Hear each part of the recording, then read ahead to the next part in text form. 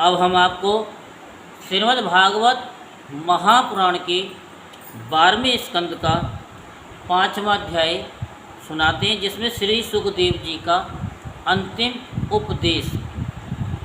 तो आप सभी मन को एकाग्र करते हुए शांतिपूर्वक कथा को श्रवण करेंगे और धर्म लाभ प्राप्त करेंगे।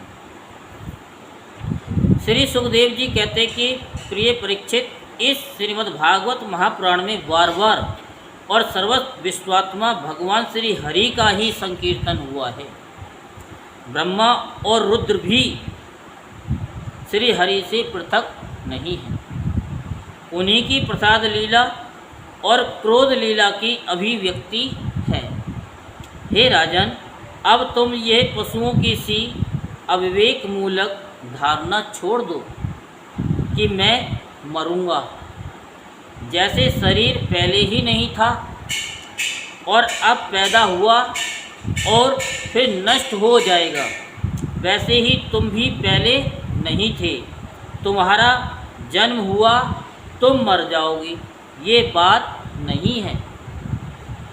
जैसे बीज से अंकुर और अंकुर से बीज की उत्पत्ति होती है, वैसे ही देह से दूसरे देह की और दूसरे देह से तीसरे देह की उत्पत्ति होती है।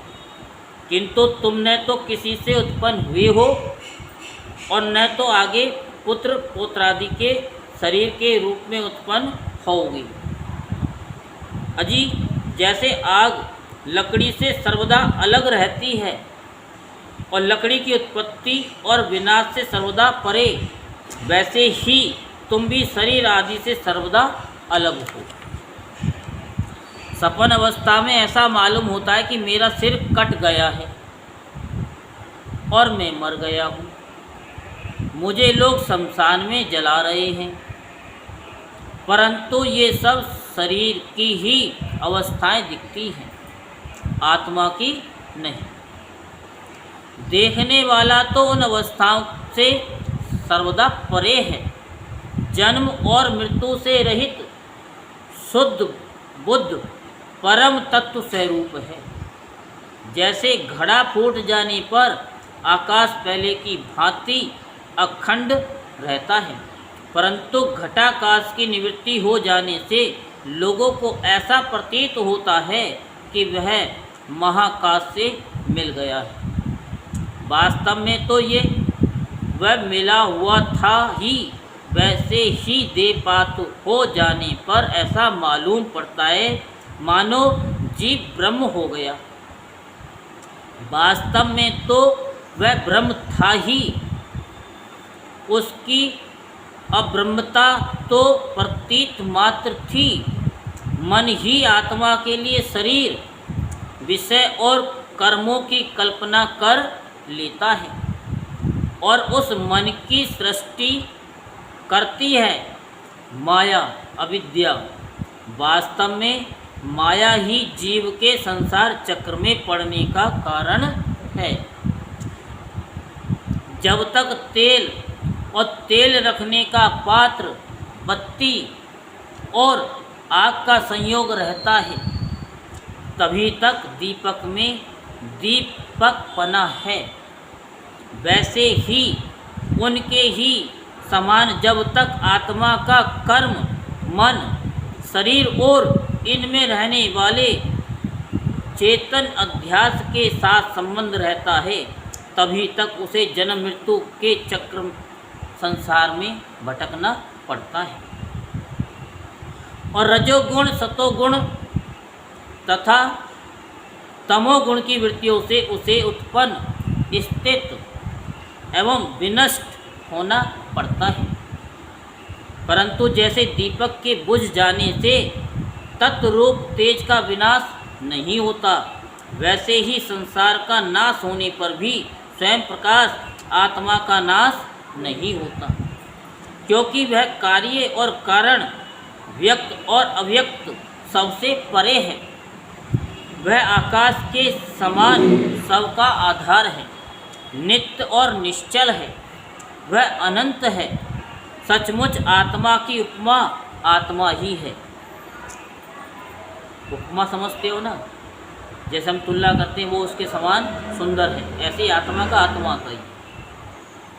हे राजन, तुम अपनी विशुद्ध एवं विवेकवती बुद्धि को परमात्मा के चिंतन से भरपूर कर लो और स्वयं ही अपने अंतर में स्थित परमात्मा का साक्षात्कार करो। साक्षात्कार का मतलब, जो आप दीपक जला रहे हैं, वो दीपक जो हमारी आत्मा है, जिसको कोई नहीं देख पाता, तो अपनी आत्मा को देखने के लिए ही ये मनुष्य का शरीर मिला है।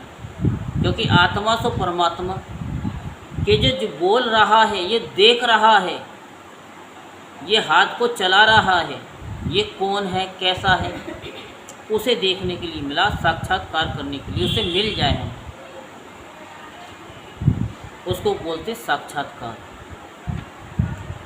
क्योंकि हमें अपने आप को ही तो जानना है कि हम हैं कौन,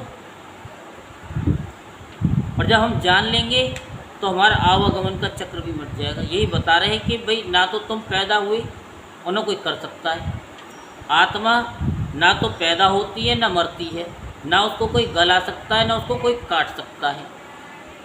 जैसे पानी है, पानी को कोई काट सकता है? कोई नहीं काट सकता। तो यही साक्षात्कार करना है। तो पहले क्या होगा? पहले कथा का श्रवण होगा, फिर वो भाव हमारे अंदर से जागृत हो जाए कि हमें उस परमात्मा का दर्शन करना है, अपने अंदर करना है।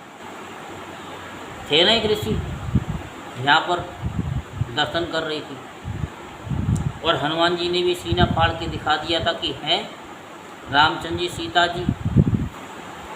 तो वो हमारे अंदर हैं, और तो हम तो देखे सामने वाला भी देख ले कि है, ऐसा है, तो उसे साक्षात्कार कहते हैं। तो उसके लिए तो क्या है कि हमें वो दिव्य दृष्टि लेनी पड़ेगी, और दिव्य दृष्टि लेने के लिए क्या पता कुछ क्रियाएं भी करनी पड़ेंगी। ये बाहर का आडंबर नहीं करना है, वो अंदर का करना है। देखो, तुम मृत्यु की भी मृत्यु हो, तुम मृत्यु की भी मृत्यु हो, तुम स्वयं ईश्वर हो। क्या बता रहे? तुम स्वयं ईश्वर हो। ब्राह्मण के शाप से प्रेरित तक्षक तुम्हें भस्म न कर सकेगा। अजी तक्षक की तो बात ही क्या, स्वयं मृत्यु और मृत्युओं का समूह भी तुम्हारे पास तक न फटक सकेंगे। तुम इस प्रकार अनुसंधान चिंतन करो कि मैं ही सर्वाधिष्ठान पर ब्रह्म हूँ, सर्वाधिष्ठान ब्रह्म में ही हूँ। इस प्रकार तुम अपने आप को अपने वास्तविक एक रस अनंत अखंड स्वरूप में स्थित कर लो। और वही चीज़ आपको कराई जा रही है। पहले तो कथा ही सुनो, यूट्यूब पे, यहाँ तो सुनो, यूट्यूब पे भी सुनो, बार बार सुनो। क्योंकि राजा परीक्षित तो 7 दिन लगातार बैठे थे, हम क्या लगातार बैठ सकते हैं? वो एक क्षण के लिए भी नहीं उठे थे। तो उन्हें परमात्मा की प्राप्ति हुई। तक्षक ने तो काटा, लेकिन काटने से पहले ही वो परमात्मा में लीन हो गए थे। वो शरीर को काटा, क्योंकि ब्राह्मण का श्राप भी व्यर्थ नहीं जाता है।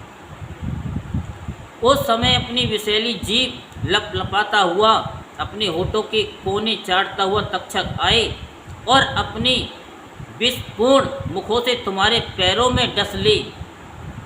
कोई परवाह नहीं, तुम अपने आत्म स्वरूप में स्थित होकर इस शरीर को और तो क्या सारे विश्व को भी अपने से पृथक न देखोगे। आत्म स्वरूप बेटा परीक्षित, तुमने विश्वात्मा भगवान की लीला के संबंध में जो प्रश्न किया था, उसका उत्तर मैंने दे दिया। अब और क्या सुनना चाहते हो? यहीं पर श्रीमद् भागवत महापुराण के 12वें स्कंद का 5वां अध्याय संपूर्ण होता है। बोल वृंदावन बिहारी लाल की, बोल बाके बिहारी लाल की।